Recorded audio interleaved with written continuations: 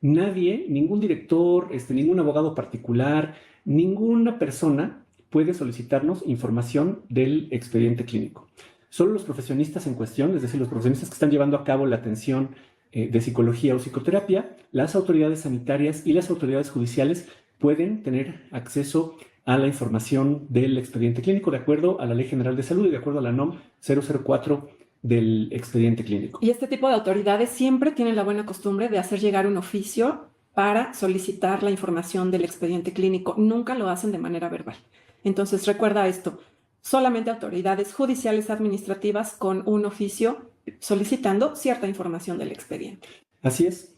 ¿Y qué pasa, por ejemplo? ¿Qué pasa, por ejemplo, si el usuario quiere una copia del expediente? Tampoco puede tener acceso a una copia del expediente. Una copia fiel, ¿no? A lo máximo que puede aspirar es a tener un reporte. O sea, por ejemplo, si los usuarios te solicitan un reporte de su expediente clínico, entonces tú puedes desarrollarlo de la manera más escueta posible y entonces ellos ya pueden disponer de estos documentos. Obviamente los usuarios nos solicitan este tipo de documentación, este tipo de reporte por escrito y entonces ya ellos se hacen responsables de la información y del manejo que le dan a este documento, que bueno, ya es su responsabilidad.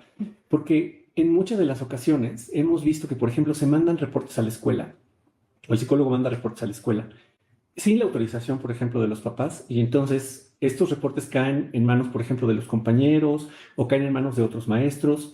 Por ahí hay un caso muy sonado que tuvimos la oportunidad de participar en él.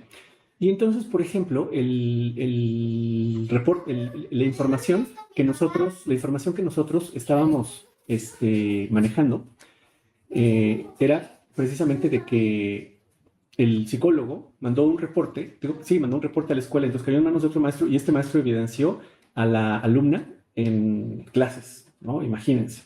Entonces, obviamente, los papás se quejaron y fue toda una historia de terror para nuestro colega. Entonces, por ninguna razón, saquen la información del expediente clínico. Y sobre todo si hacen un reporte, pues que sea lo más escueto posible. Habitualmente las autoridades judiciales o sanitarias lo que nos piden es reportar el número de sesiones que lleva el usuario y las fechas en las que asiste, nada más.